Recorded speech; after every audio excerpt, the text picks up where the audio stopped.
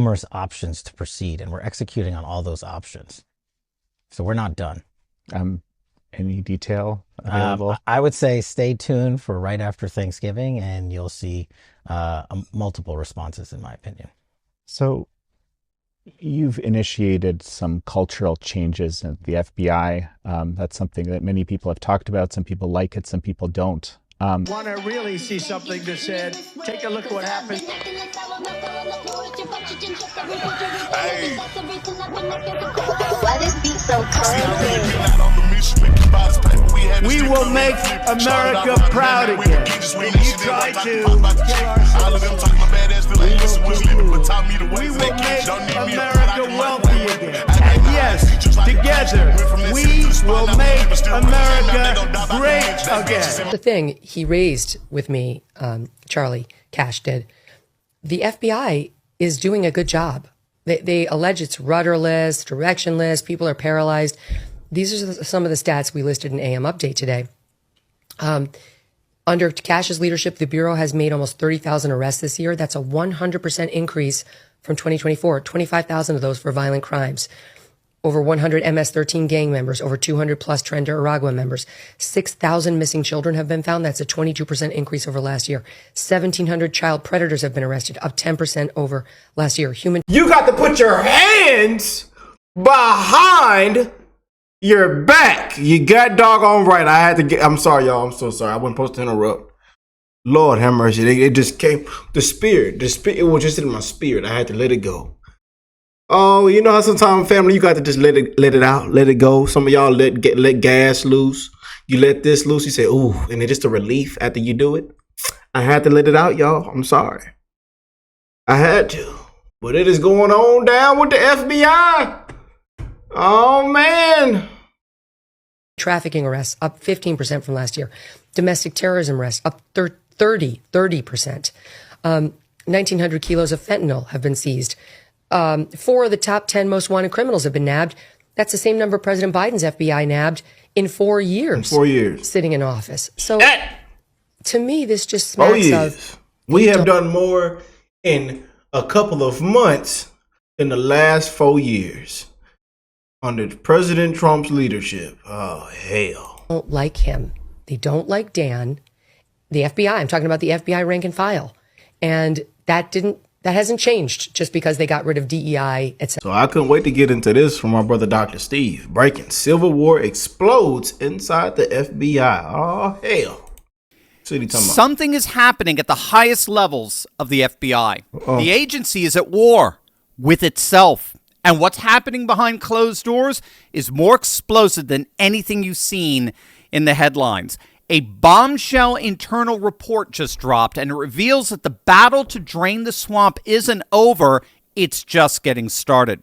What you're about to hear will change everything you thought you knew about who's really running the Bureau and who's trying to stop them. Hey, gang, it's me, Dr. Certainly tries to stop the front row seat on how you are changing the button. A stunning 115-page internal report just leaked, and it's tearing apart the leadership of FBI Director Kash Patel and Deputy Director Dan Bongino. But here's the twist. It's not coming from the left-wing media. It's coming from inside the Bureau itself, from current and retired FBI agents who claim they all are supporters of Trump, and yet they're witnessing what they claim to be a complete and total disaster at the leadership level of the FBI. The report, drafted by the National Alliance of Retired and Active Duty FBI Special Agents and Analysts, calls the FBI under Patel's leadership dismal, all effed up, and a rudderless ship, concluding that the director is in over his head. And it gets worse. Deputy Director Dan Bongino is labeled by this reporter as nothing but a clown. Oh, hell. Agents within the Bureau are openly mocking the leadership that was supposed to reform it. And again, what makes this report so unique is it's not coming from the far-left activists disguised as journalists in the legacy media. It's a report that surfaced through Miranda Devine at the New York Post. Now, if you know Miranda, she's a reliable Trump supporter. Her reporting is second to none. So why would a pro-Trump journalist publish something so potentially damaging to Trump's appointees? Well, in order to understand what's really happening here, we have to start with the confusing part of this report. Megyn Kelly was actually just talking about this with Mark Halperin. It was very fascinating. There is some very real concern and confusion about the report's legitimacy. So it appears quasi-official, but no one's name is attached to it. No one. It's completely anonymous. It's also unclear who commissioned this report. Was it a Senate committee? Was it a House committee? Halperin notes he's never seen anything quite like this type of report, rigorous and detailed, but not officially sanctioned. The report also details supposed events that are clearly meant to be embarrassing, particularly for Kash Patel. So, for example, the report talks about how Patel handled the Charlie Kirk assassination investigation. It claims he refused to exit his plane right before the press conference in Utah. He refused to exit the plane until agents found him an FBI raid jacket. And when we seen that crap. He purportedly complained about missing Velcro patches, and SWAT team members allegedly had to remove patches from their own uniforms to satisfy him. Now, true or not, the story is clearly being used to paint Patel as vain and incompetent. And so all of this, the appearance of officiality while they use everything to paint everybody in Trump's cabinet incompetent. You know, you can't even sneeze wrong. Hell. Meaning anonymity. The ambiguity of why the report was written in the first place, the embarrassing details, all of this suggests that this report is indeed a coordinated smear campaign designed to take out both Kash and Dan. Now, this is hardly the first smear campaign we've seen of Trump appointees. You remember how the legacy media had a feeding frenzy surrounding War Secretary Pete Hegseth and the Signal chat controversy some months back, right? Hegseth was being accused by every single legacy media outlet of mishandling classified information on an insecure instant messaging app. I guess I should say unsecure. I don't think I doubt the message app is insecure. It was unsecure, right? And according to legacy media, that was ample grounds for President Trump to fire Hegseth immediately and for the Justice Department to bring charges against him. We've been seeing the same smear tactics with Homeland Security Secretary Kristi Noem, who we were told openly defied a court order to return TDA gang members who were being deported to El Salvador. But again, the key here in all of this is that these reports were all coming through the ultra-leftist legacy media. No one gives a rip about them. They die just as quickly as they surface.